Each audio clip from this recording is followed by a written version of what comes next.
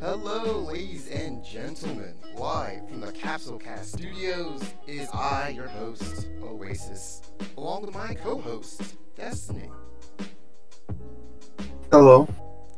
And today we have a very special guest. His name is Bandit from the Resurrected Warriors. Say hello, Bandit. It is I. Hello. And do we have a ton of exciting matches to go over for you today, folks. Tons of divisionals, tons of close matches, tons of landslides, anything and everything you could ask for in this week 5. That being said, let's hop straight into them, starting off with, but before we get into the matches, we must start off with the RIP stats, because, like I said, many of these matches ended with landslides, and of course, with any landslide victory comes the cleanup crew, such as Bojack, Gogeta, Supreme Kai, and, our man, Jace. All these people have fantastic members on their team, do their job, and they had to do very little, thus rip their stats. But anyways, on to the actual match itself. Starting off with Hybrids versus Muscle, a divisional, in fact. And No, it wasn't. Not a divisional, as I'm being told by Destiny. This is why he's here. Regardless, still a lovely match. Hybrids. No. I'll let you know when it's divisional. Thank you. Anyways, Hybrids versus Muscle. And while we're on this slide, we must talk about how we have a new feature, the prediction votes, that has been going on every week for the past since week 2.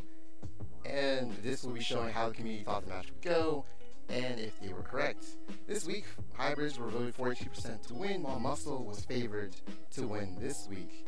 And it seems the community was right on that, although I doubt the community suspected that it would be such a landslide victory, with Broly coming out to play in a very long time. Hasn't been a while since Broly has done this kind of devastation, going elite, in fact, with his, Kakarot performance and Attack 2, just overly offensive melee. So much, in fact, that the Hybrids just couldn't keep up. And Destiny, what did you think of this match? I thought this was a pretty solid match to start off the week. No one really knew with what was going to be going on, especially with Hybrids going on and off with Teen and Sword doing their work.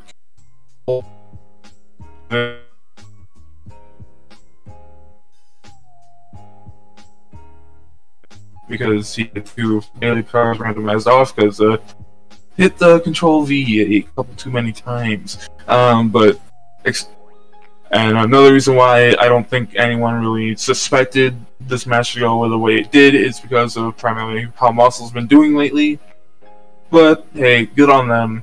They got an elite pre-playoffs finally, and I think it was one that people did suspect would have gone elite, but not as of recent, which was Pro Elite. So always nice to see. I do think this was a good match, really good for Muscle to see them shine again, and but not so great for Hybrids since they're still in contention with a lot of members in North Kai.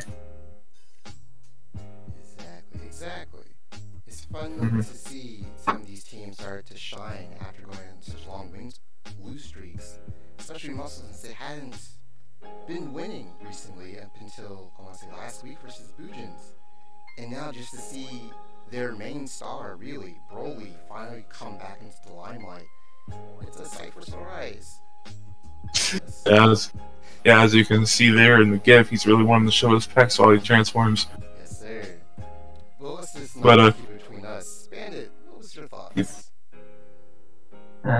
My thoughts are that overall, I expected the Hybrids to win, and Hybrids is one of the teams that I believe are the most well-rounded, where most characters you can expect them to have the most consistent performance, whereas Muscles, you have like very high peak player like Bojack, who when he does his thing, which is throwing a lot of grand smashers when he's untransformed to do the most damage. You have these big players. Then you have these lower players, these lower ceiling, look, I love Master Roshi to death or Jackie Chan. They're not the same characters. Who have like their ceilings is way lower. So however, it's one of the teams that I'm going to go on a wild guess that I expect like near the end of the season are going to be like one of the most meaty and maybe even frightening team, because a lot of their characters, the Gohan, the Swordrums, etc., all characters I consider really good.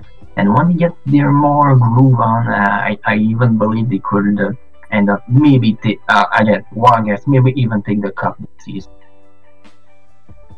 Yeah, I would completely agree with you. This is definitely a great example of a well-rounded, all-for-one team versus a team of anyone and everyone can, take the entire opponent by storm. Like hybrids, I feel like it takes all four of them working together as a team to get the job done. On Muscle, every single person is a 1v4 machine. 13, Bojack, Broly, Trunk, their entire team is composed of people who can do 80k and above when they feel like it. And now we're finally starting to see Muscle's members feeling like doing that 80k. So it's going to be very scary to see what Muscle does going into future matches. Mm-hmm. I will say two things. One, these were one of 4 matches that, sadly, because of the difficulty being on the TOP difficulty, had to be redone. And originally, Hybrids won this match by not really a landslide, but it was really close. And but another thing is, as you can see, Bojack was on the RIP stats, and he's at 22,000. Just shows you how this week went. Exactly. So imagine in another universe, the Hybrids could be the one on top here.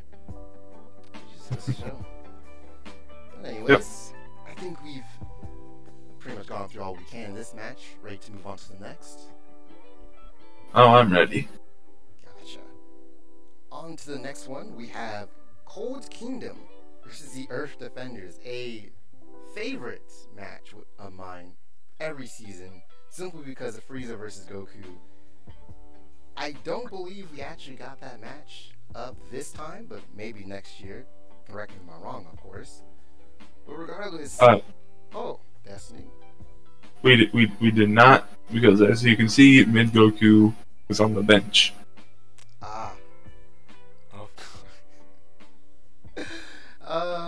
See, that would hamper things, wouldn't it? Yes. Mimic Goku on the bench, I could see why the prediction votes were so in favor of Cold Kingdom.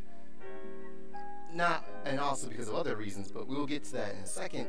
The match was very, I would have said one-sided, but with the way things ended, and how ED was able to just swing it back into their favor, mainly because of how Vegeta was hammering into his opponents, taking them out one by one, I definitely would consider this a very skillful victory by ED.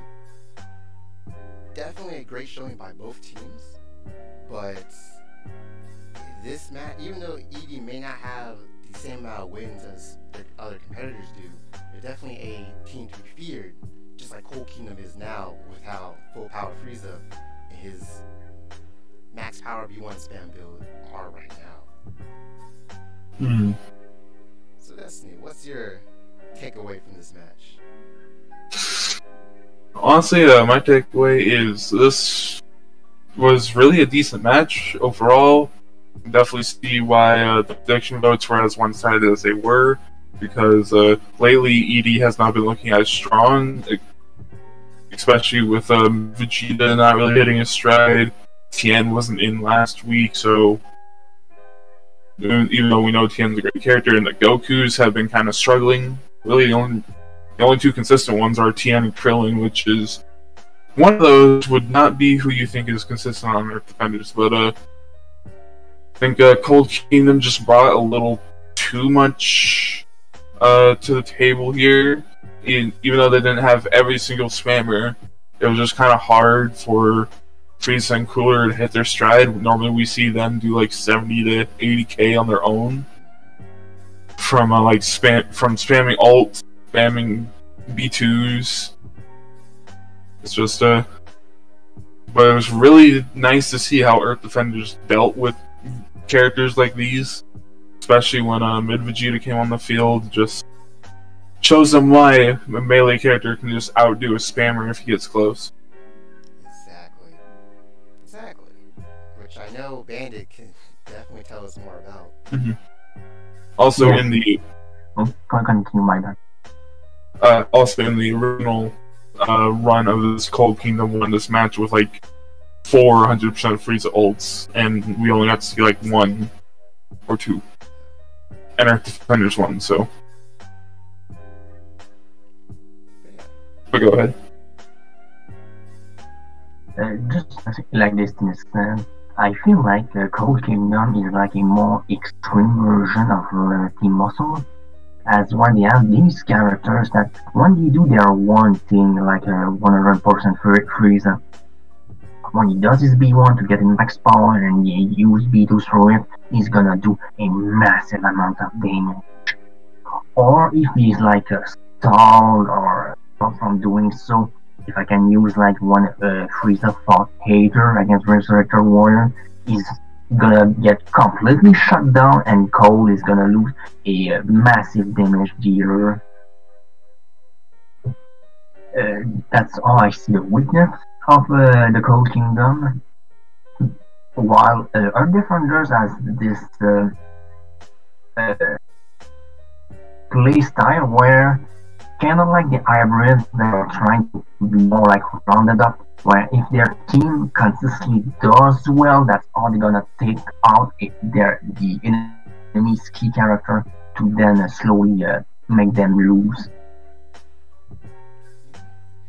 Seems like we're seeing a pattern here this week, between, thus far we've seen 2 teams or 2 matches where it's been an all-rounder-ish team versus a rally behind one man and let him do all the damage type deal.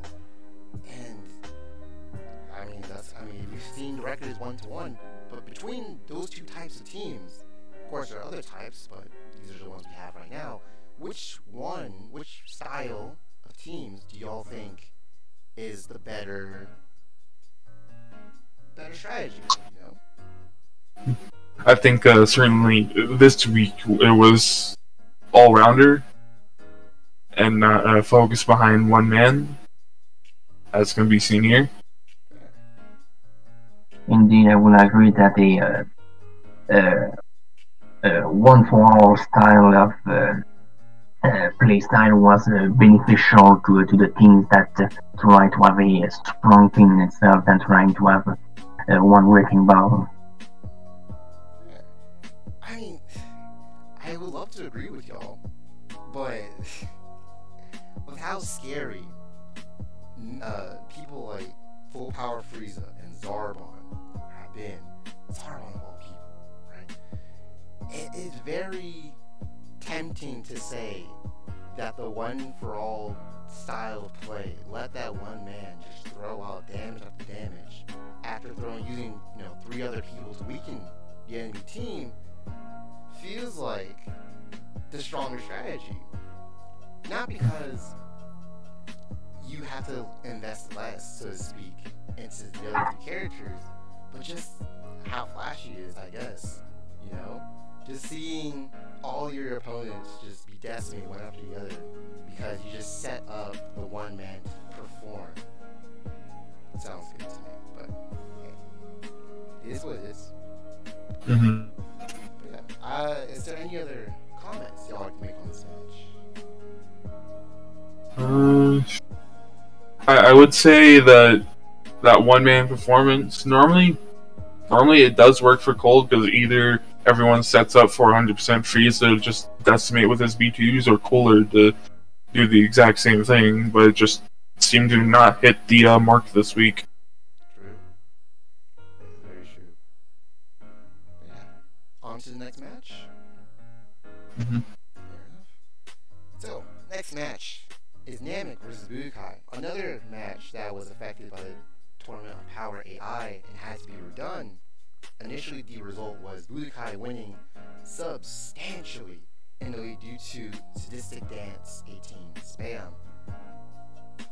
But when redone, unfortunately, she only got 2 ults off, and Namek came out as the victor. And while the predictions were in favor of Budokai, it was definitely a match that didn't reflect that at all. As you can see in the damage rankings, or in the damage totals, Namek came out with nearly 200,000 damage, while Budokai came out with 150, with Nail falling behind, and only 18 doing any substantial damage on Budokai. Mm-hmm. Is this going to be a trend? We'll see, especially going to match 4, but for after match 3, Destiny, what's your thoughts on this match? My thoughts, really, it's just kind of, after seeing the performance that was in the TOP difficulty, you kind of expected Budokai to still hold up, since it really didn't even seem that different, other than maybe General Tao flopping a little bit. But it definitely seemed to have pushed Namek to want to do a lot that they can do. Like Tambourine, Late Piccolo, normal, very good people doing 60k, Noah Shenron doing nearly 60k. The only one really faltering here was Nail. And I honestly think if Nam and Cyborg Tao did anything more than what is shown here, Budokai would have taken this match. But it's still hard to see with Namek when they have both Late Piccolo and Nuova Shenron in. And talk all you want about Nuova Shenron. When he gets going, he gets going. He just has to get going first, which is the problem. Which is the hard part. Which is the hard part. Especially when an android is mixed into the fray, but I digress. Bandit, what are your thoughts? Well, my thoughts are, at first I was so disappointed when I heard that match was part of the TOP difficulty, because I was like, man, do I love Team Budokai? And then when I saw them on the rematch and lose, I was, damn, do I hate seeing them lose. Fair enough, fair enough. I think the worst thing is in the TOP one, 18 may have gotten an elite performance too, and just how that's stripped away. Indeed, but I had a feeling that it was not normal to see 18 this dominant, since she's the Resurrected lone. But nonetheless, man, I'm going to say the N word. Namek is one hell of a team that I am always puzzled on. There's this weird consistent, but they can have like these very high peak performances from like Nail or one of the Piccolos, and they just goes, man, how am I supposed to form like a lineup or a Potara strategy against them? Well, of course, if Tambourine is there, like I can guess more or less, because Tambourine is pretty much a close quarter combatant. But most of the other Namekians, are they gonna perform? Are they gonna tag a lot? Or they're just gonna? It's one of the most puzzling things to me, and in a sense, they're like, again, they're very consistent, or at least how I see the base team, where most of the characters, you know what they're gonna do, as opposed to like an example on Resurrected Warriors. No, we're pretty consistent. Anyway, I get like a Bojack or other Freezer character who have like this high burst peak, then they have to like cool down. Namek is pretty much consistent. They go hard generally in melee, and when they pop off their V2s, it's when like, oh, okay, we're starting to lose, and it's a real shame. Fair enough. I was about to stop you when you said you didn't have consistency on Resurrected Warriors.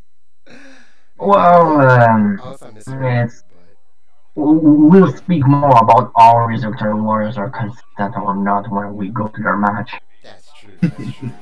But yeah, Yeah, we'll get more into that later. of course. But you did have a point there, Bandit. We are, at least Namek does have a bit of consistency when we snowball. The problem is, if you stop us from snowballing, we can't / won't do anything. And I feel like Budokai is in a similar position, where if they get a lead, because all these other characters have at one point been very scary in the field. General Tao, Fantastic Tank 18, Fantastic Ult Spammer, Cyborg Tao, he was a menace last season. And like this team, I feel like, is a very well-rounded team, but it's just missing something. I don't know what it is, but something I don't know. I don't know. I don't know how to put it into words, but something is keeping them from snowballing like they should. You know, like I believe that they should already be, at least 3-2, if not 4-1 right now, because of their lineup and what they have and how potent each one usually is on their respective builds. Will Budokai solve that mystery?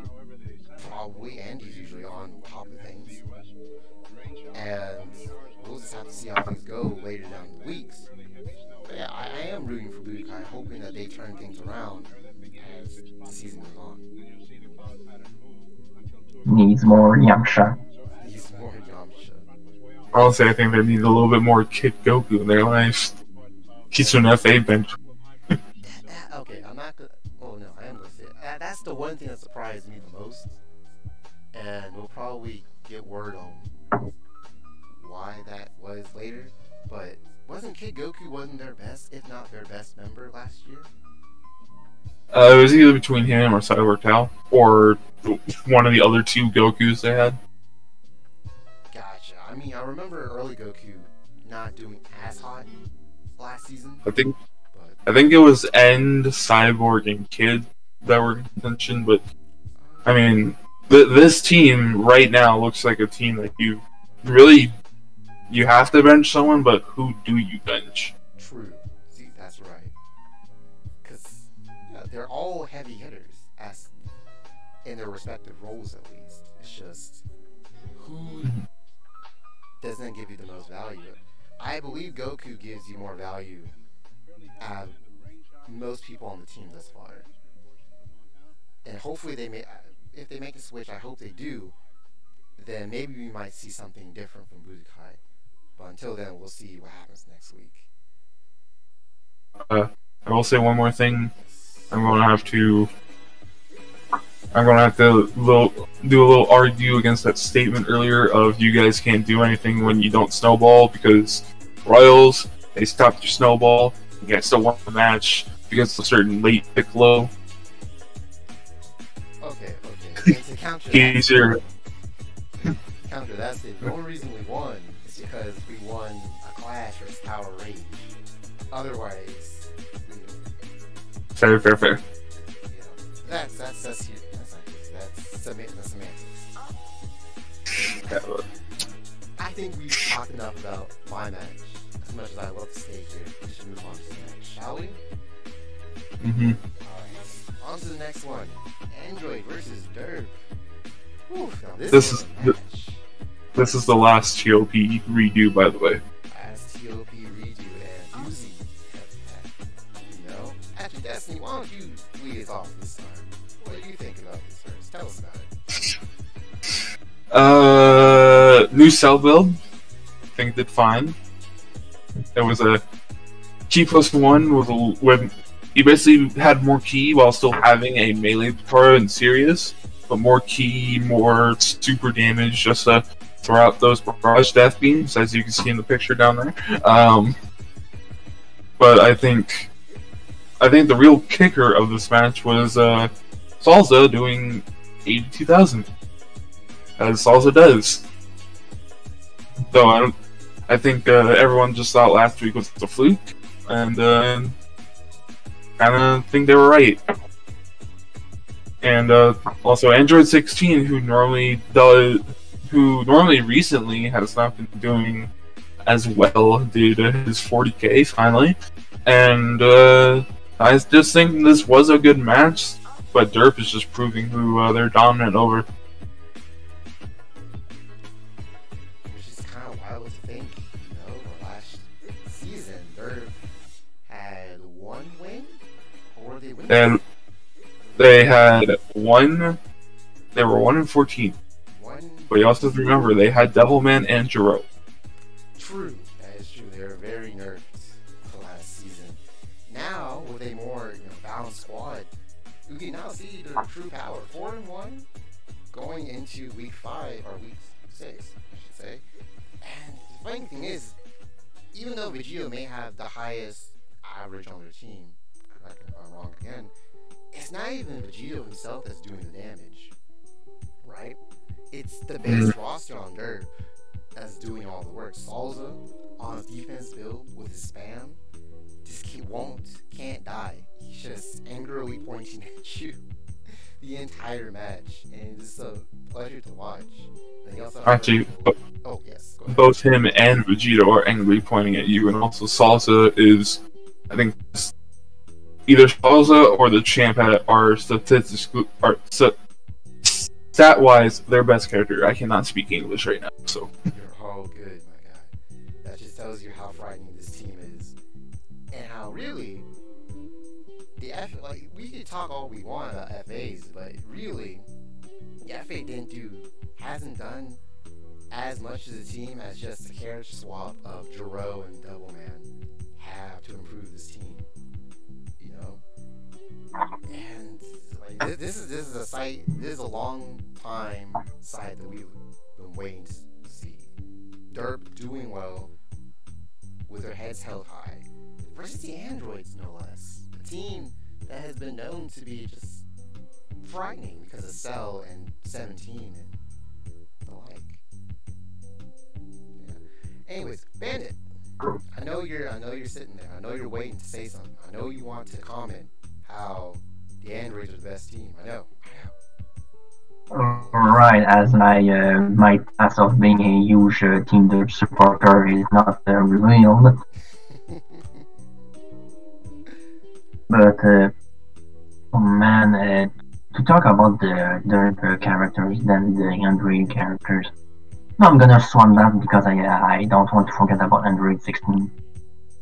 He's one of an interesting character because he's really intimidating to face when he rotates his skin when he's not starting, because then you have to anticipate who's gonna face this character. He's gonna be one of our characters we know can do well against 116, or it's gonna be one of the characters who's gonna go, I'm gonna stand there and take his face into my mouth and then die. But it's to say that Android 16 has very strong and weak matchup, and it's something that we can't avoid in this league to be able to predict everything. But Android 16 is one of these characters that I would love to have on any team, because he's really, really strong, and you can just go, we'll just deal with this weak matchup with someone else. But again, RNG sometimes tells you, no, this week he's gonna face someone who just happens to be not doing too well against. Which Team Derp has a few characters who can just, the way they fight, the way they do their melee hits, just goes to right the moment that 16 tries to do something and takes good damage, be it I would say Salsa and even Supreme Kai would be characters that I could say, yes, I'm against 116. They know what to do against him. And part of that is the way they hit with their melee, and their B2s will go through most of 16's attacks. But yeah, Team Derp, I'm glad they won, because I like a lot of their characters. Again, Salsa, we may joke, haha, Salsa, that's silly goose. But I like it. Franchise. He's my favorite character on Tinder, who didn't get a lot of spotlight in the Dragon Ball franchise just because it's not his show obviously. But I just think, oh, he looks unique. He has interesting, not his beams, but at least it's nearly Attack of the B2, taking a swig of water. And even the champ who's I've been on Tinder before Hercule was had any buffs, so just imagine the sheer excruciating pain of the Mesama punch being a 50% chance of hitting is merely hits and not stunning the opponent. Back in the day, back in the day. Back in the day, those were some good old days. Oh boy. Oh my goodness. Back when Herc was forced to be on derp and had that 50-50 chance to hit. Oh, those were fantastic days. Those were the best. Anyway, but yeah, I'm glad that Tinder does well, and with the addition of 119 woos. Yes. I always believe, just because for some other reason, just the way he does it's are better than Jero's, which I always put a bit of lag in his hits. Be it Franchise also, and even the free agent, which I'm still waiting. One thing is gonna pop off like wow. But yeah, those are my thoughts on my second favorite team in the league. Really? If not second, close second, because I do like Budokai and a lot of other teams. Like they're really close. I could almost say they're really at least close. But of course, your number one team is Resurrected Warriors, right? About that. Certainly, I do like RW. Oh no, secret revealed. Seems like this week. But yes, any other comments, questions, concerns about this match?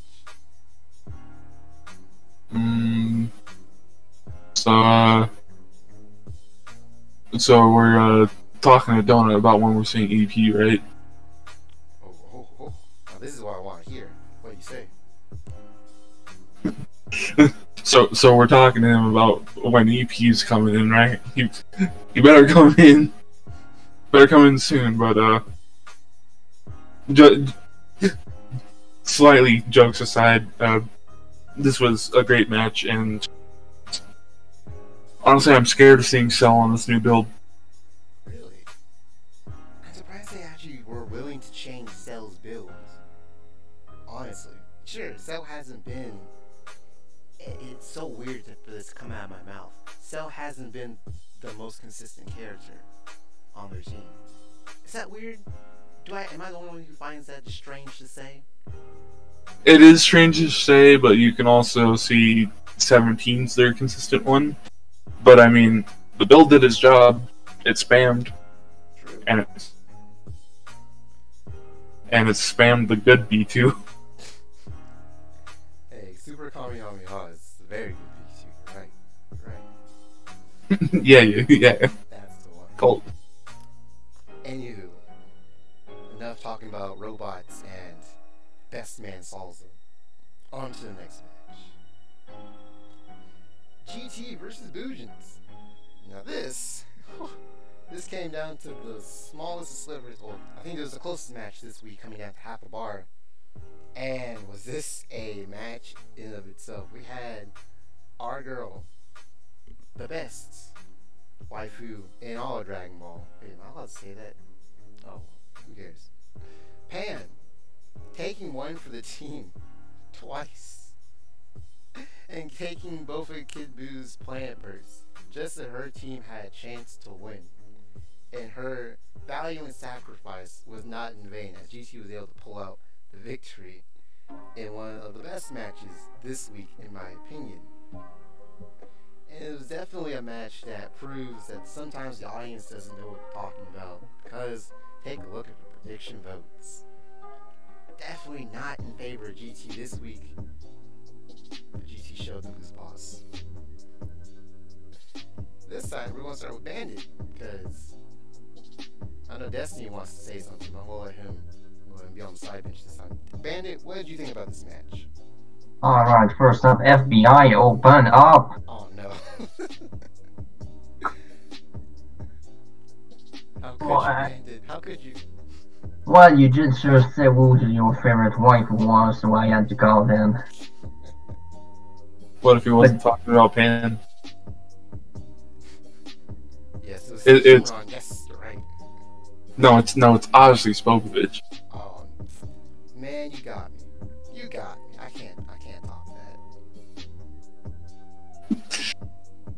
To me, GT is is the confusing thing because they feel like they like have a strong consistency as a team, but like if you like poke them to hurt their team, just go, oh, about I don't do what I'm supposed to, and just like, yeah, no.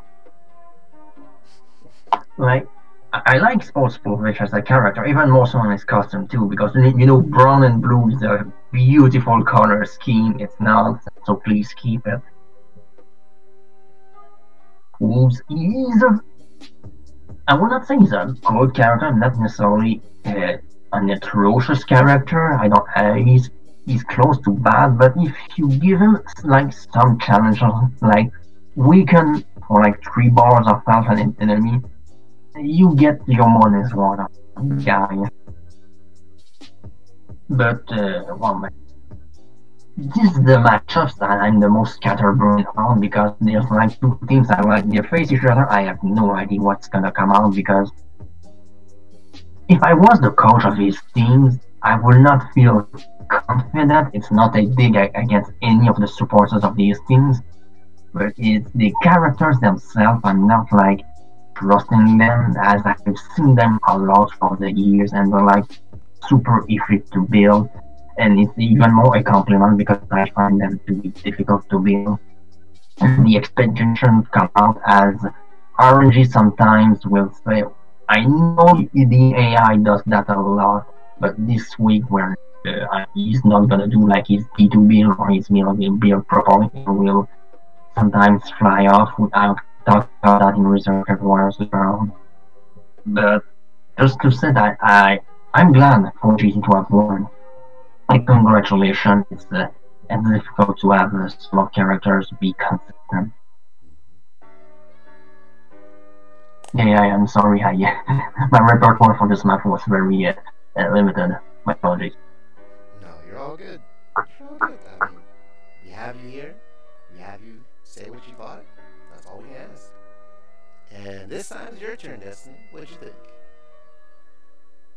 I think, honestly, if you look at the stats, just plain stats, notification of who won, you might not see that big. There's not that big of a difference, so you wouldn't know who won. Like, the highest damage character on both teams did nearly the exact same damage.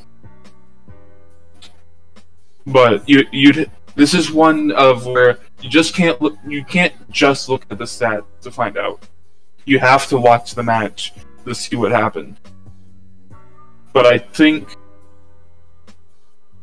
GT is looking better than earlier this season. I still think there is strands of what could be there. Like GT Goku, this is one of the few weeks where he's came in and not immediately died.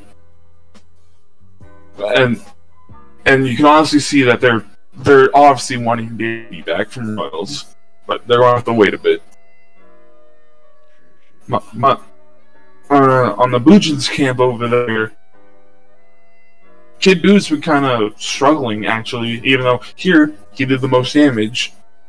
He just couldn't close out the match.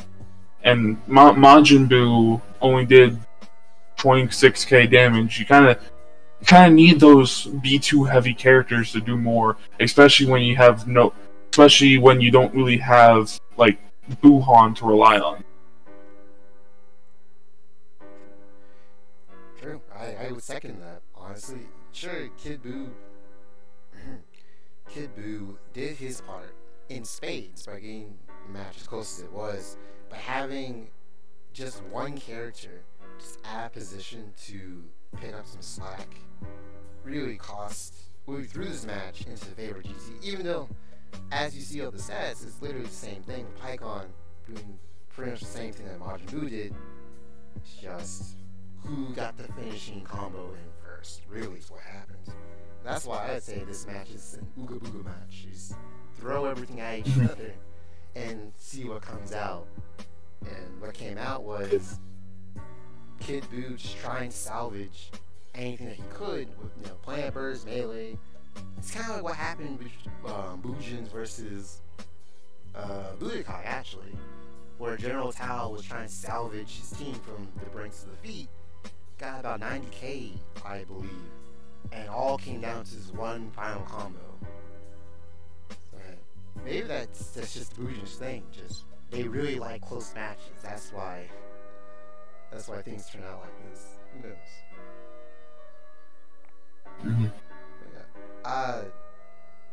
Besides that, I think GT really is one of those teams, just like hybrids, that really pop off as the season goes by. Because just like last season, they started off with a rocky start, not doing too hot in the negatives. But then as the season progressed, their characters started to become more formed, started picking up identities of their own in terms of their builds being more solidified, and then we started seeing them pop off. So maybe this is the week, maybe they're actually going to start off popping off earlier in the season than later. And hopefully they change GT Goku. As much as I love to see GT Goku on a spam build, I really want to see him changed into a melee build. Well, they did that. Maybe. They did that last season. Yeah. I mean, he wasn't the worst last season either, was he? On melee build. He wasn't the worst, but he certainly was not the best on. That's true, but he didn't immediately die when he was on a melee build.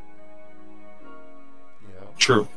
He was also a different form, might I add. True. A lot of facts being thrown out here.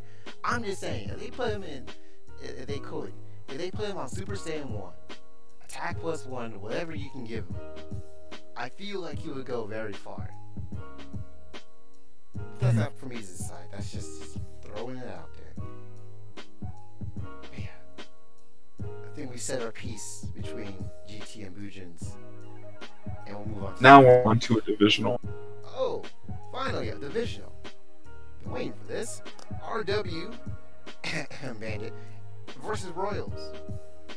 This match, actually, why not just have the person on RW say what happened in this match? Bandit, what happened here? Oh goodness. Let us say that one of the key points that my heart was beating throughout the match so hard, because I was like, yeah, I expect RW to win, but like, for those of you who watched it, not by this close of a hair, 1 second determined all that match between Metacooler and Tapion. But a bit that the big oh my god moment was, me and FCD thought, man, we're gonna have this lineup, and early Goku, he can go against anyone in Western, is gonna go super good. It has to be anyone except Majin Vegeta. Early Goku comes into the match. Oh no, it's Majin Vegeta. And early Goku mostly as a trouble against most Vegetas, and Majin Vegeta is like to me one of, if not the best Vegeta throughout all the roster of Tenkaichi 3. And had Goku fought anyone else first, well, not only first, he only fought Majin Vegeta, I'm pretty sure that RW vs Royal would not have been this close. But this is like one of the, throughout the cast I said, like RNG and character placement. is at least to me, a big factor to have like good matches to less closer matches like this match was, as train of thought. Yes, Goku. Goku. Maybe if I had started the match, we will maybe have the talk we hear in the chat of the league about the dreaded N-word that follows with the Earth. Good old nerves. Alright, to be back on track. The whole match, I was surprised, mostly because maybe we have to find a better place for Tapion because he closes a lot of the matches. And I know early in the season he attended tag and feels like the last character he cannot tag to the Oasis. It was Vegeta. I forgot my own lineups. Anyway, my bad. No, you're all good. I mean, the match was really just a blur, in my opinion. Just back and forth, punching, fighting, beams flying. I honestly... very... Yeah. Yeah. Go ahead. But continue one on the train of thought. Okay. I honestly thought Royals would beat you here, not gonna lie. Simply because... I believe the prediction were also, I believe, that Royals like by 5 or so % was gonna beat us, I believe.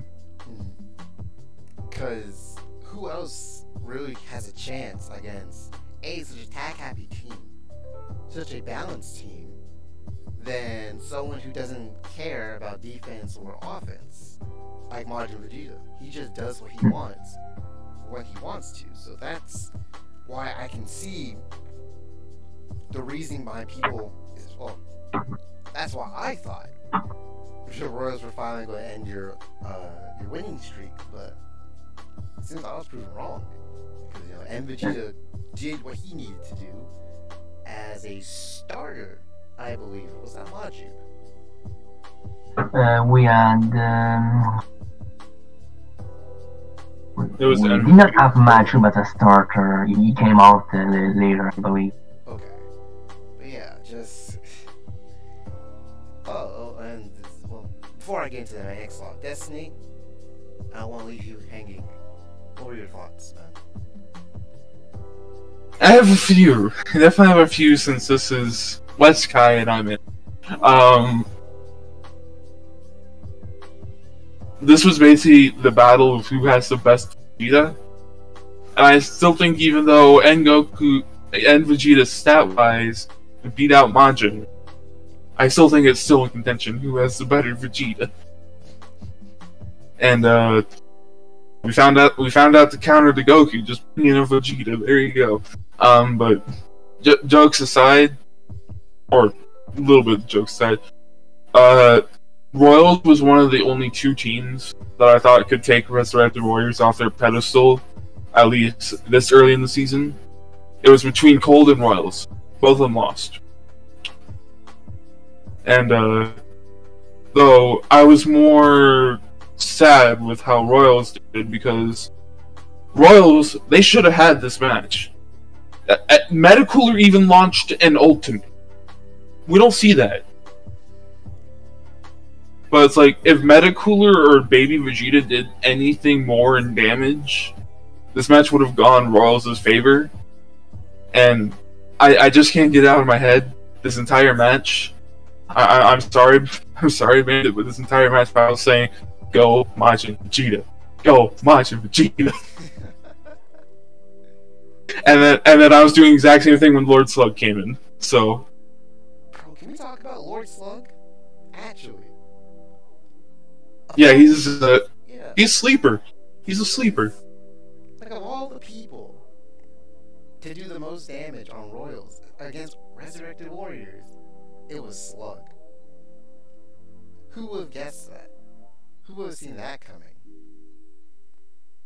Not me, because I anticipated I was like, oh, Slug's coming in. He's gonna die off really easily. Why is that guy not killing me off yet? What? How? He's supposed to die quickly. How is he not dead? Why is he transforming? Why does he have 2 health bars? Oh my god. Jeez. I mean, his super explosive ways when he transforms are deadly. Free ults. Three, They're basically free ults. real, yes, they pretty much are. And I feel like he's in that same tier as early Goku in terms of just doing damage when he shouldn't, if that makes sense. Like, he's not a character who has been known to pop off very often. And here we see Slug doing almost 70k. And sure, Goku is usually doing, 40, 50, 60k because he's just slapping people around the map. But sure, he didn't do it today. But still, these type of characters always fascinate me. The sleeper characters who I don't know. They take the words right out of my mouth because you never see them coming. No. They just do it. Normally, Slug's doing it by either just launching tons of B2s and transforming and getting free ult for his explosive wave because it just does so much. Early Goku's normally doing it because he stacks Hagen and just beats you to death. Pretty much. But these. If I can. Yeah. Well, the one thing I want to say about about this match is if we had a Resurrected Warriors versus Royal rematch, I'm pretty sure that Royals will have a fair chance to win this match in their favor, which hopefully maybe for them we can face up in the off season, right? In the finals or somewhere along the line, where they can get that win back, but who knows. Hey, do you think this match would have turned out differently if the Bora was in? Oh goodness, Dabura. If Dabura was in and we had our bench character in, which was I believe Hater, it was that I will not be able to guess who could win that match because I'm pretty sure that Dabura will make mince, well, quotation mark, meet with Hater. I don't know if it would have made that much of a difference since I was in VC with Royals the entire time that match was going on because we normally have a lot of people in the VC on Saturdays when these matches go on, and they said Deborah is technically their worst character right now. What? I mean, you look at the roster. Right. Definitely see why. I am. And man, if you tell me, do you want Slug or Deborah on your team? On my personality, I would just go, I want Deborah. Yeah, Is that even a question? I mean, to be fair, I could get Slug on my team. Bro, why don't you get Slug on your team? Do it. Because Royals have. Coward. But wait, were you being serious that the Bora is their quote unquote worst? Yes. That's wild. And here's the thing. I'm being serious about it because it came out of the coach's mouth. That's why. Okay. What is the season, my guys? What is the season? Early Goku's popping The season off, of Slug sleepers. popping off. Cell is not popping off, but Slug is. Deborah is not even the best character on his team. What? Well, to be fair, he wasn't even the best last season. It was always watching GG. I mean, no, he doesn't have to be the best, but he was usually like top 1, top 2 on any given team. You know? I still think last season Pilaf was actually better than him. Okay, stop joking. No, because Deborah didn't do as well most of the season. But all that aside, it's like this is the season of sleepers. Apparently. Yeah. 100%. That might also be like a. Oh, am I done? No, I was just mentioning 100% Frieza's Arbonne are sleepers too. But. Mm-hmm. True, true. We can get a little bit more of those later. But I think was that all that needed to be said about this first divisional? Because we're on match 6 and it's the first divisional, by the way. How many more are left? 2 matches are left, and the last one is the divisional. Fair enough. Can't wait to get to that then. So, Guess we gotta move on to Kaiju vs. Sentai. A This actually was a very good match, in my opinion. Back and forth. A lot of good things being thrown about. Sentai getting their win? Or am I mistaken? Yes, Sentai got their first win. That's why I knew some Isekai team didn't win. It was Kaiju. It's Kaiju. I'm only laughing because of other reasons. But anyways, I'm glad Sentai finally got their first win this season versus Kaiju. And to see, and the stats kind of show you why. Sure, Jace is once again on the cleanup crew because Ultimate Gohan Bird just pop off. Once again, another adult goal. One of these days I'll get that correct. Don't worry, I mess it up too. I swear, the next time I say regular Gohan, just to the horn or something. I don't know. But yet again, we have another sleeper, Birder, just popping off. Because I'll tell you exactly why. It's because of his melee. Well, sure, it's obvious because of his melee, but there's a specific melee loop that this man does versus his opponents, where he does a basic combo, and then he does an overhead, and if you block that, he gets to repeat his melee combo again, and then he gets an overhead again, and if you block it, it goes in an infinite, not an infinite loop, but it can go in a loop unless you dodge out of it. And since most CPUs will not dodge unless you do a slower move like a heavy finish or like a trip the leg or something like that, he can just keep doing it for free until he breaks your guard, and then he will just smack you around the map. It's actually it's kind of obnoxious to think about that such a character can just dance around you and you can't do anything about it. As Bardock learned in this match, a character who's known for his melee while being, his savior mode, max power mode, has power body and just beats on his opponents typically, but he literally couldn't do that because he couldn't fight back against Burger, and that pretty much was how this match went. They just couldn't fight back due to one thing or another. But do you agree with that, Destiny? Do you think that Kaiju had a fighting chance versus Sentai? Or I think when Bardock got taken down really quickly, the chance lessened, and the chance was absolutely gone when Adult Gohan came in. Because Adult Gohan, first, he spammed someone out in base form. Then he transformed, charged up the max power, and hit Raditz with a Bros Kamehameha. That isn't the only thing he did. He hit the Bros, and then just to be disrespectful, he de-transformed.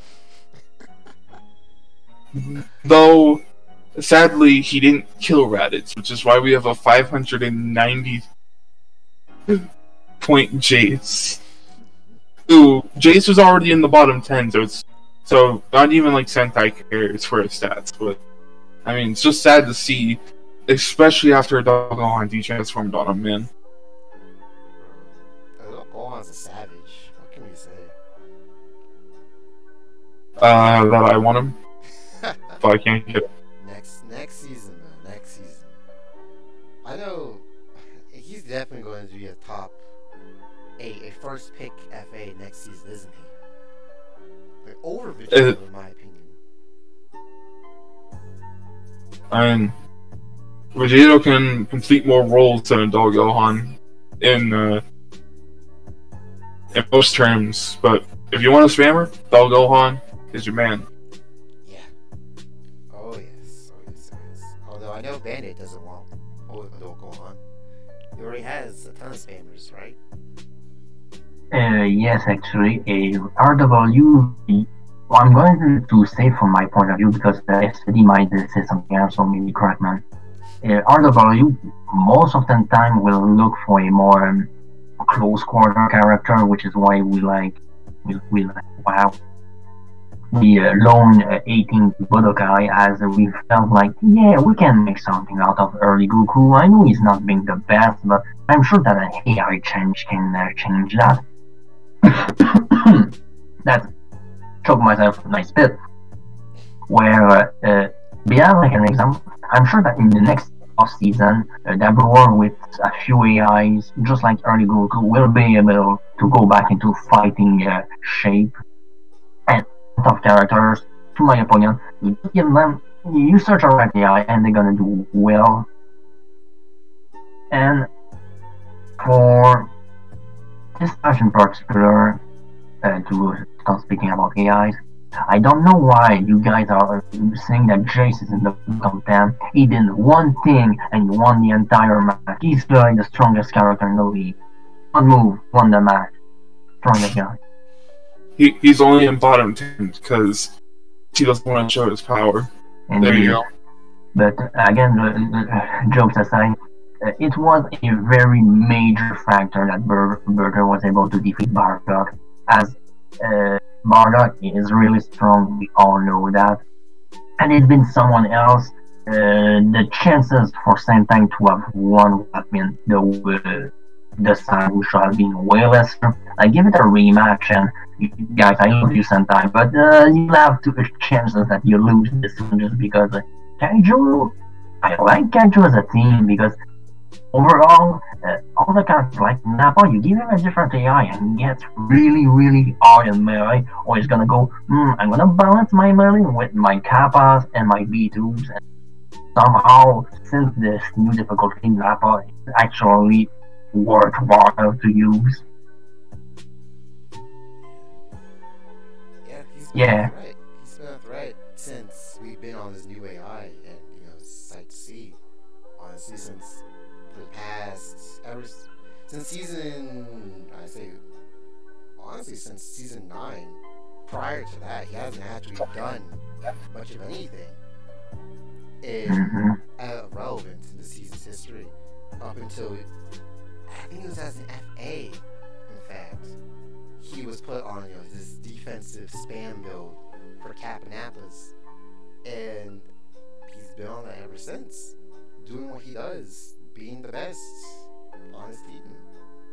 Indeed, the RNG with a new AI and the new difficulty changed a lot of characters. And like again, King Cole was also a character who was like, wow, I don't want him on my team. And now, he's decent. He does his work.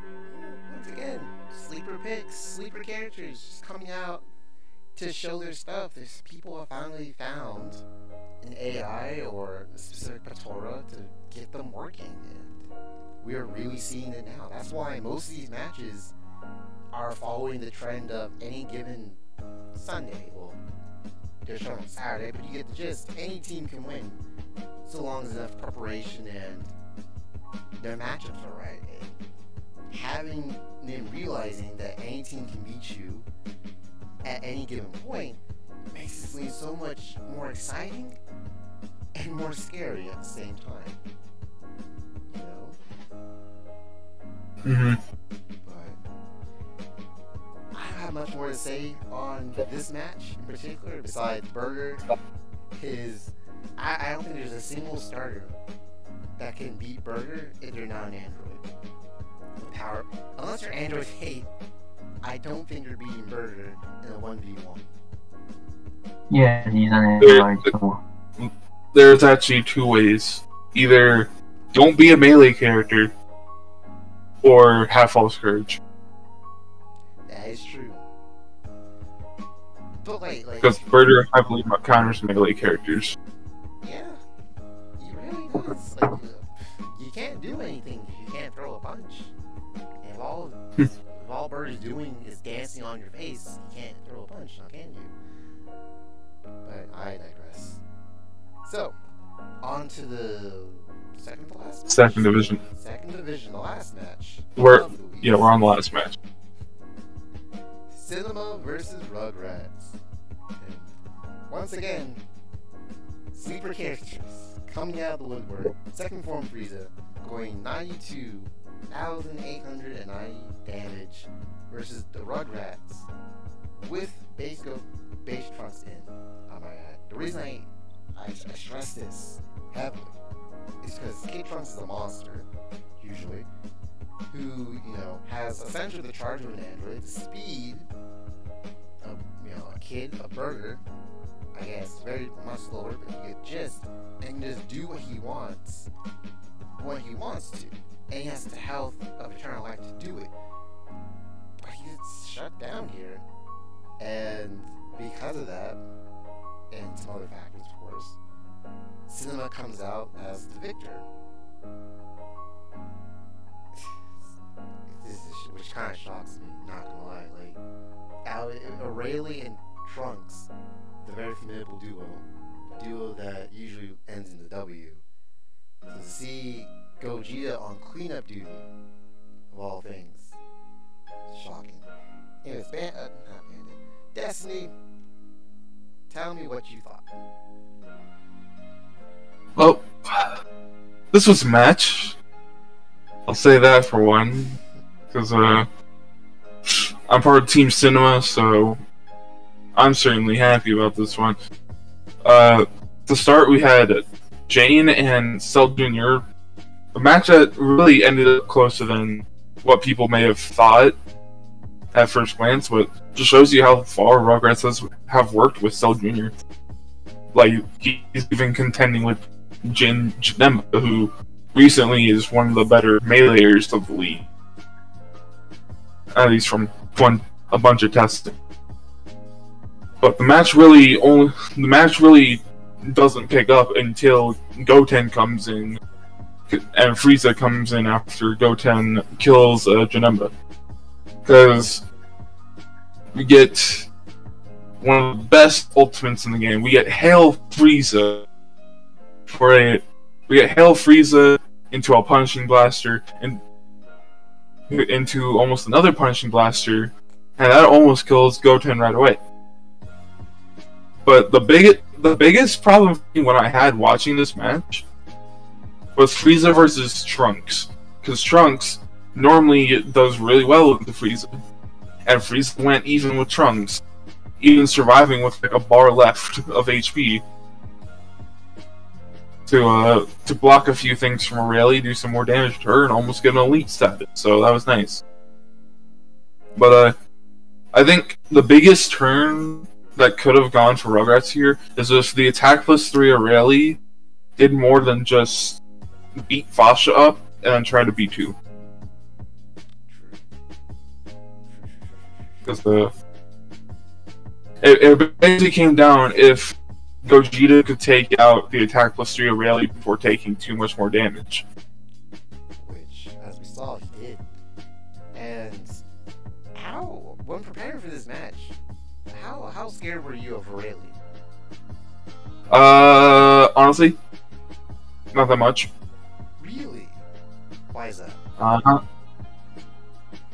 Because I know how good she's been, but she doesn't seem the unbeatable monster that she was last season. If I'm scared of 2 things on Rugrats, is Kid Trunks going to wipe my team? And is there going to be a Goten?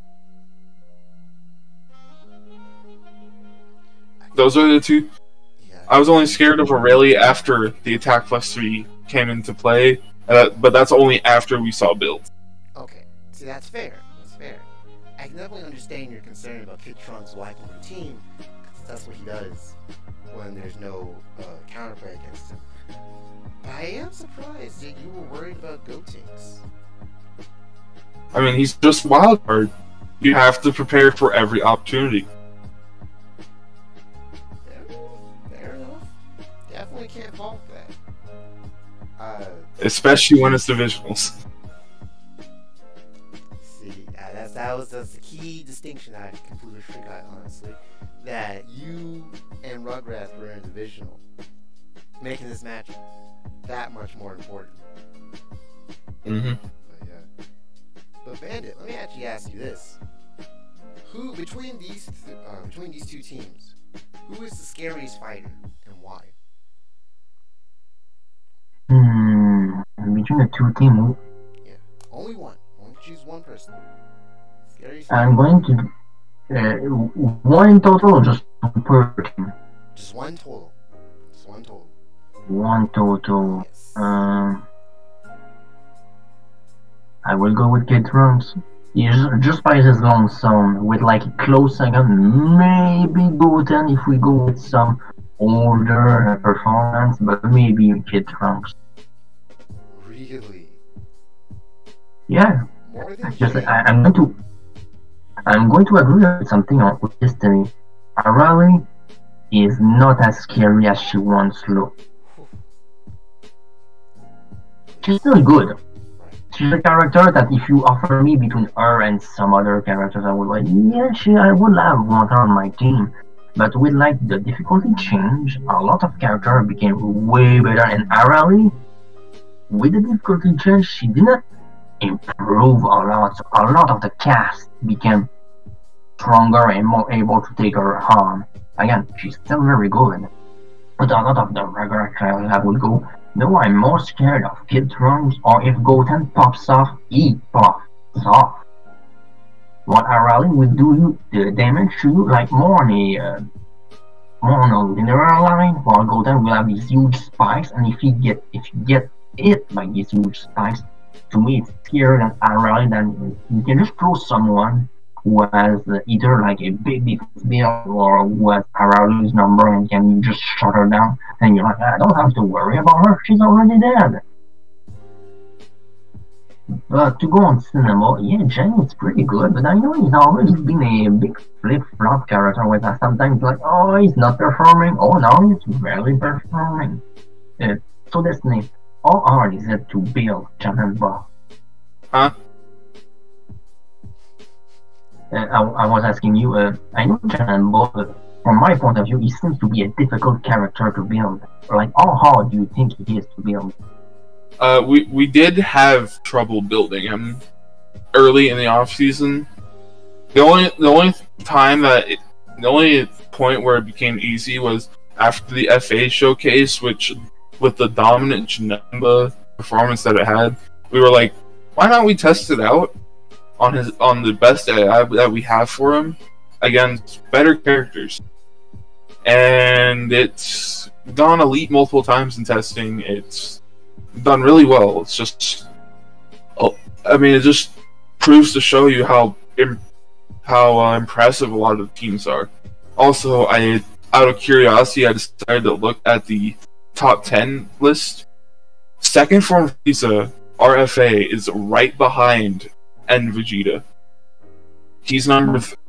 He's technically 3 because Goten still holds the top spot because he hasn't been in since his last performance. But if you're discounting Goten, second form Frieza and N Vegeta are the top 2 characters in the league. If you had said N Vegeta would be the top character in the league, I'd believe you, because he's a Vegeta. If you had told me second form Frieza, of all the forms, as an FA, by the way, as an FA, was going to be this number 2 character in the league, I would have laughed at you. I would have said, what's wrong with you? Of all people. you would have called me crazy, and I'm on some stuff. Yeah, exactly. But once again, this is the season of sleepers. The season of things clicking together. You know? And somehow you made second form Frieza just click, come together, do what he does consistently, and no one's found an answer for it yet. I can tell you a bit of the process that we had with him. Go ahead. So, when we first got him, we were happy because it was still a decent. Second form is still a decent form, but then we found out he has power body, max power body. So we're like, yeah, auto savior on him.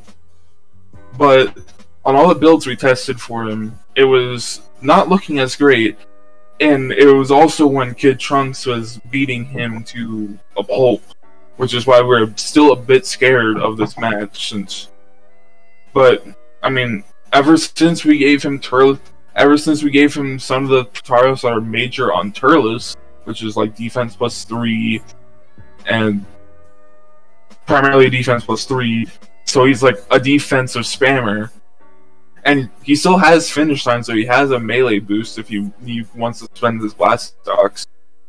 So he's just been looking better ever since we put him on that for the 1 week in preseason, and he's never stopped. Yeah, I mean, he just won't stop moving, I guess. He's just an unstoppable force. We just need an immovable object at this point to stop him. He's preparing for Reds. There we go. Yeah, he's preparing for Reds. He's waiting for that match against Android 8, I guess. Has to be. No, he's waiting for N Vegeta. He wants his number 1. But, shall we get moving on since it's kind of starting to get long? Sure, let's get moving on. Alright. Here we have the power rankings for week 5. Going from number 1 to number 16, we have RW Namek, Earth Defenders Kaiju, Cinema Derp, Rugrats Boojins, Royals, Cold Kingdom, Androids Hybrid, Sentai Squad, Budokai GT, and Muscle. And personally speaking, even though I may have made the list, obviously changes could happen. One of those changes being Royals being moved up above Boojins. Mm-hmm. Thoughts on that? I do have a few thoughts on the list. Of course. But Royals being above Boojins, I think the Royals, Boojins, Rugrats thing, those 3 can be moved around. Also with Cold Kingdom as well, since they still look like a decent team. But one of the major things is, even after the Elite, Muscle is still at the bottom. Why is that? So here's the thing, right? Muscle, even though after that Elite, they're still very inconsistent. They haven't shown, well, we'll see what happens this week, of course. But, yeah, they have to show any form of consistency, if that makes sense. Sure, they may have won twice. But this is and they got their Elite. And they got an Elite. Sure. But if they do it again next week, you know, either win or get an Elite, doesn't really matter, then sure, they'll go up in the rankings. But since this is literally their second win since preseason, I don't believe they should be moved up higher. Up until they get another win. Mm-hmm. And then we can start saying, oh, they're actually finding their groove. There's some relative. What's the word?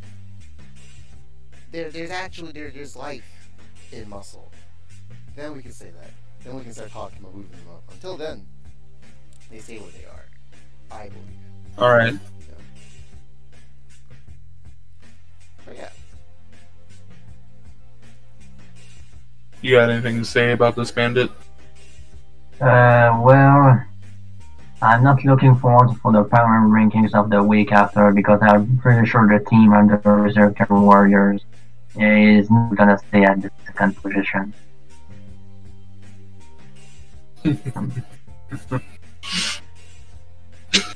Oh, and then the other thing I wanted to ask you two about was how do you feel about Earth Defender's position as number 3?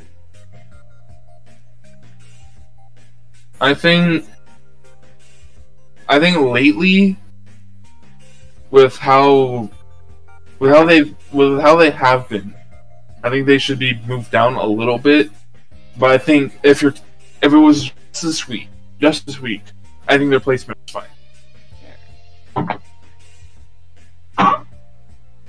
But higher than I said, I would say under Kaiju. If I had to say where Earth Defenders should be, I'd say it would be around like the Cinema Derp area. Really? Mm-hmm. Why is that? Even though they won this week, why do you say that? I just think this week had what what we normally see from Earth Defenders, a really consistent, a really good roster, but as of recent, like, either two of their characters don't do well, or one of their characters doesn't do well, and it's normally either the Gokus or mid Vegeta. Yeah. So you think that kind of inconsistency in their characters should bump them down a little bit? Just like a tiny bit. No, I can see that. I mean, this list is mainly one of the bigger factors is consistency after all, so I can definitely see how that can be a hit on a position on the list. Mm-hmm. With that being said, should Derp go any higher? I think, 6th, yeah. honestly, I think they should probably move up, maybe like one or two spots. Even though this week didn't really have the best stats for, say, Supreme Kai, as of recent, their team's been looking just a really well-rounded team. So. Fair enough. And Bandit, did you have any disagreements with this list? I do think our defenders are put above a bit of a team that are, in my opinion, look stronger with what we've seen so far. As like, if you pit like Derp against our defenders, I would bet my money on Derp over our defenders. Mm-hmm. Those are some big words. Big words. And those are words that you would never expect to hear, other than this season. True. True. This is the season of unexpected statements, I guess. Yeah, if you had said this last season, you would have been losing your money very quickly. No, don't worry, I was not betting on Derp in any form last season. Don't you worry. But we still got one major part to go to, so I think we should move on. Yeah. And here we have the best part, the tier lists of individual characters, of course, and the predictions. Starting off with Derp versus Cold. Now, once again, we talked about how Cold does have, all-rounded characteristics. I feel like most of their strategy is just to let one of their spammers to just burst out their opponent, and then Zarbon is just being able to oblivion in between those B2s. While Derp is definitely more of an all-rounder team with Salza leading the charge. That being said, I would probably give this to Cold. If Vegeta was out and 100% of Frieza is in, I don't think Derp has a reliable way of bursting through or getting through 100% of Frieza's full power, max power mode power body. So he'd be allowed to ult whenever he feels like. And I feel like that'll give Cold an edge. Destiny, what are your thoughts? I will say two things. One, this is the first divisional of this week, so remember that. I think Derp will be wanting to go all the steps out. And also, Dodoria is coming back in. Dodoria is coming back in for this week. And this is actually one more thing. This is also the week where people get to decide whether they want to change their FA for free. So, whoever's on the FA bench right now, they could change it out. So, with all those factors, I'm going to have to give it to Derp, to be honest. I don't think Vegeta is going to be out on such an important case like this. And I think with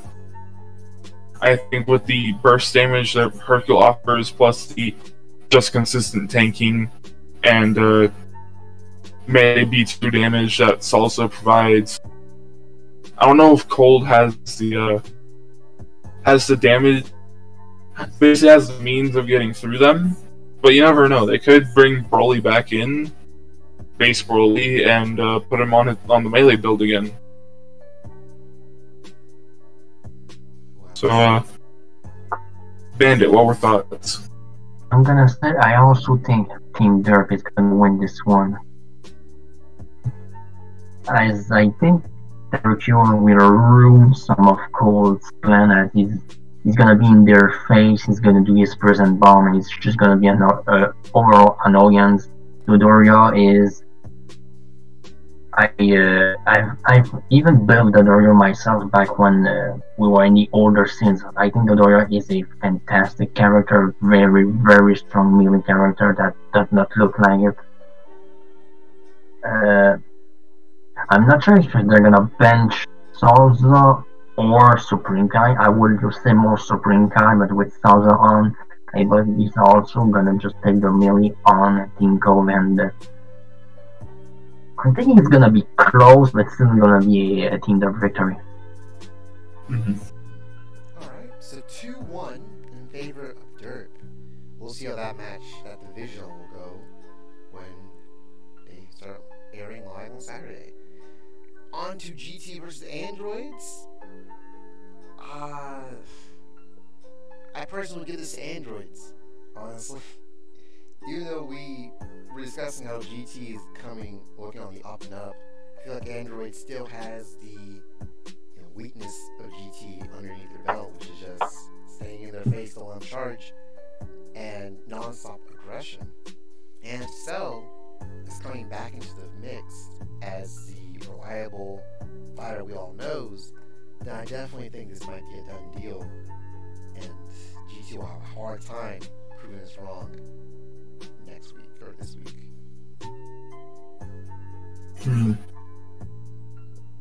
I'm gonna have to second that. I do think Androids will take this match. They have their star player coming back in 17, who is a really good spammer, even though he is an android, which is very hard to believe after all this time. And if they have Cell on that spam build again, it'll do well. If they have Cell on his regular build, I think it'll still do well. I just think with them being androids and the aggression they can bring out and all the burst damage they can bring, it's going to be hard for characters like Pan and GT Goku to really do much versus them. So I'm going to have to give it to androids.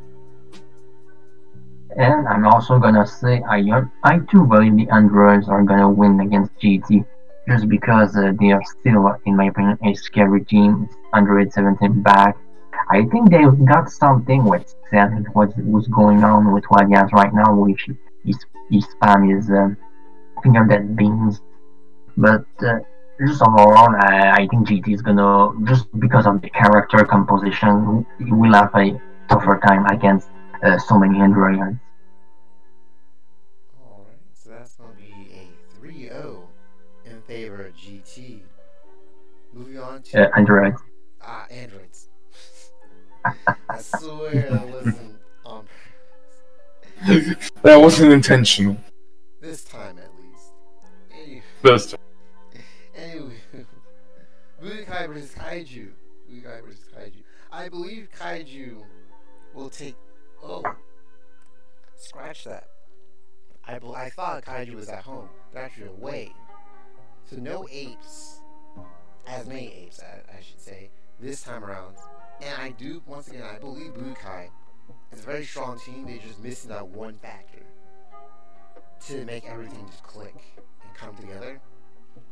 And I think they'll find it here. Whether it's temporary or not, I don't know. But I think they will find a W versus Kaiju in this match. Alright. I'm going to have to say, I think it's going to actually be a really close one.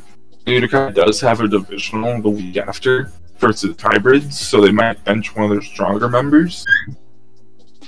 So, I'm personally going to have to give it to Kaiju, because I just think this was a little bit of a fluke week for Bardock. We definitely seen what he can do. Scouter's coming back in, he's been rather consistent. And while Nappa and Roshi don't really have their best moments, but when they get going, they do get going. So I'm gonna have to give it to Kaiju. I'm gonna go with Budokai, partly because I do like them, but For some reason, I have this weird belief that based on no logic at all, they're gonna pop off this week, and they're just gonna be improved. And even if they have a divisional, I feel like they're gonna have a good luck this week. Yeah. So in that case, 2-1, Bukai over Kaiju. We'll see if Bukai will actually pop off, or else our superstitious ways were just no fan fiction. Anyways, on to Rugrats versus Hybrids. This, I believe, will be a close match. More than any other match this week. And I believe the Rugrats will win this.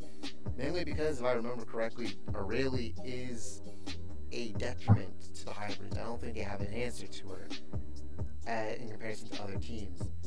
So I think with that in mind, that alone, not to mention Kid Trunks if he's in, I think Rugrats will definitely come out on top of this bout. I'm gonna have to second you on that. I also do think it will be one of what, at least looking at it, one of the few close matches of this week. Because you just never know with Rugrats. Are they going to bring out Gotenks? Are they not? But we'll see. And even without Gotenks, they're still a scary team of their own. It will be the first instance, and I will be the lone vote. I think the Hybrids is gonna win this match. If they can, I think, take out Kid Trunks, if he's there, I think they might stomp the Rugrats. I have this feeling that their character combustion will overwhelm the Rugrats. Fair enough. And we have a 2-1 vote for Rugrats over Hybrids. We'll see if Rugrats can take the win over Hybrids, or if Hybrids will just overwhelm the Rugrats. Moving on to the next match, Sentai versus Muscle, a divisional match between, I believe, I forgot Muscle got their second win this week, so they're no longer the lowest win teams in the league. I digress. I believe Sentai will win this match. Mainly because the Burger is in and starting. Regardless of who it is, I don't think anyone can take on Burger by themselves. And since Muscle isn't too known for their B2 spam outside of Bojack, I don't think they'll have a quick answer to Burger. And then if Gohan is in, well, not Gohan. Oh yes, it is Gohan. I'm losing my mind here. Yes, and if Gohan is in, I feel like the burst damage from him will take out anyone who tries to threaten the Game Force. So, I'm personally going to have to give it to Muscle. With a strong performance coming into this week, Elite Broly, we all know how Trunks is, and Android 13 is coming in. It's going to be one hell of a road for Sentai to try to overcome, especially when they still could do like a spam Broly build, a spam Trunks build. Since you never know with Muscle, they just switch builds on the fly, so you can't predict at least their build path, except for maybe like one or two characters. While also trying to like predict lineups and stuff. So I'm going to have to give this to Muscle. I'm gonna go with Sentai, but like a very close match. Or it's gonna be not even close. It all depends if you can like nip Broly in the bud early with a good character. As they're all gonna believe pour on box to get this divisional victory, as it is crucial as Sentai, if they win, they equalize the Muscle win rate, right? Yes, they do equalize their win rate, which is a big factor in if you make the playoffs or not. alright, so in that case, it's 2-1 for Sentai. Moving on to the next match, we have Resurrected Warriors versus Namek. This one, I think, will not be very close at all. It will be a landslide victory in the favor of Resurrected Warriors. In testing, I've seen that they were probably the most annoying team to face. No offense to your team, Bandit, but like all the things that y'all have at your disposal, it's so hard to find a weakness to your team, and I don't think Namek has an answer to that, to be perfectly honest. So I definitely believe RW will take this. I feel like, considering that we have one person from both teams in here, I'm really the dark horse of the situation right now. But even though I'll give it to Rez, I think it'll be closer than what you say, Oasis, since even though you might not see a weakness in them, I certainly think characters like Late Piccolo, Nova, and Tambourine can get through Resurrected Warriors if they need be. So I think it will be a close one. I'm still going to have to give it to Rez. Alright, I'm going to say a spoiler. Since the Res Warriors, we think we're too strong. We did the Aphis swap with our Voyager, therefore... That's not actually true. It would be insane if we did that. But I'm going to give the victory to none other than my, not team. I think Namek is actually going to go through Resurrected Warriors. Because I feel, yes, both of you are like, no, Resurrected Warriors is gonna win. Even one of their supporters, I'm like, no, Resurrected Warriors is gonna lose. Mostly because for some, it's like the RNG. When I see it, I'm like, we've been pulling some close matches, just as those last week, and even against the, I feel like this week our AI are just gonna go, now is the time to lose. And just a feeling that early Goku is gonna face someone he's not supposed to, and gonna get completely wasted, which will leave a huge gap in our damage dealing chances. Or maybe like Vegeta will just decide to fall down the proverbial stairs. I just have this feeling that if it's someone who's gonna take us down, it's gonna be that.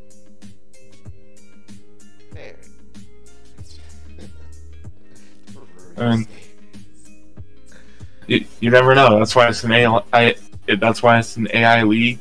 We only do it's only predictions here. It's not actual fact. So. I'm sorry, proverbial stairs gets me. I don't know why. But yes, we have a 2-1 vote favorite in for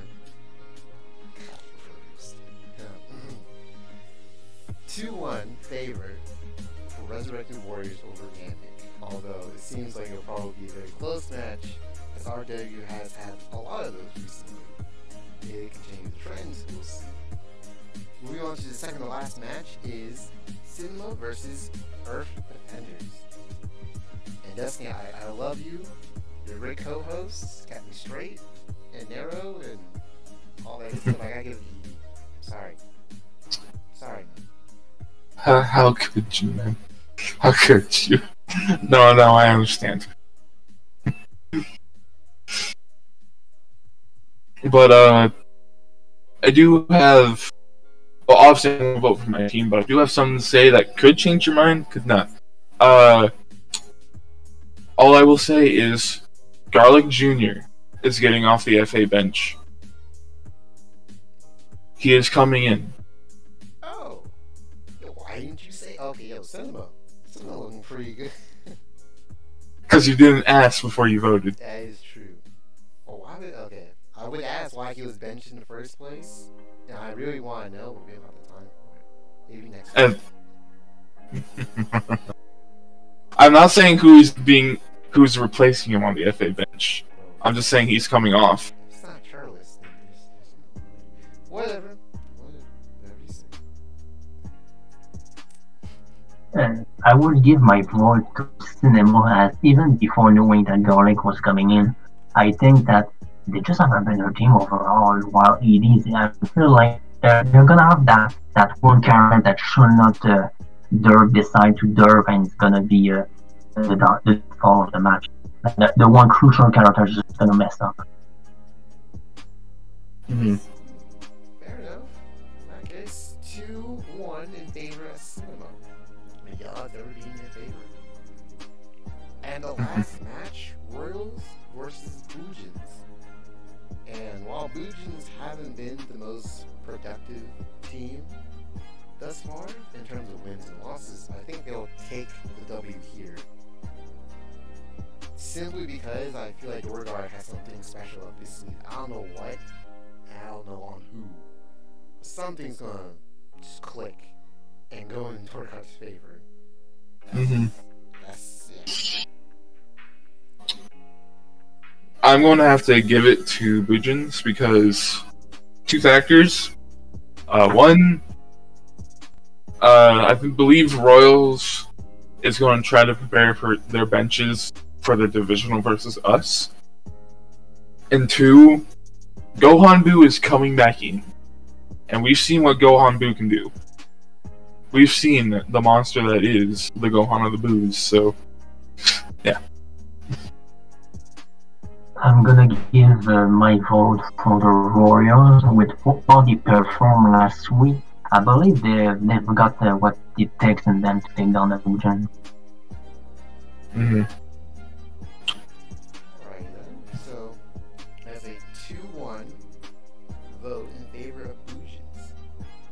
Hopefully we'll see what comes of this match, and if Gohan Boo is really going to be the deciding factor here. I don't know. We'll have to see.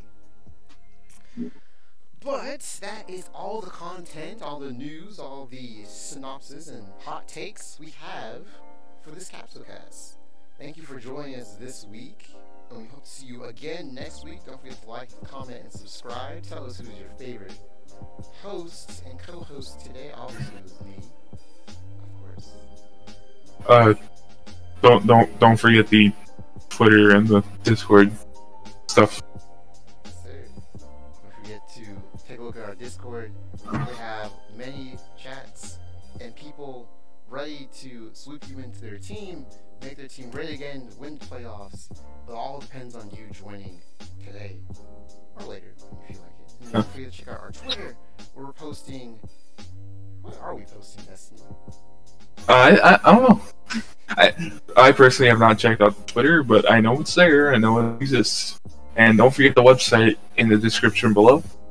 They're all in the description below, actually. Yes, sir. And with that being said, I have been your host, Oasis. I have been your co-host, Destiny. And I have been the guest. It is I, none other than Bandit. And we thank you for taking the time to listen to us, and we will see you again next week. See you.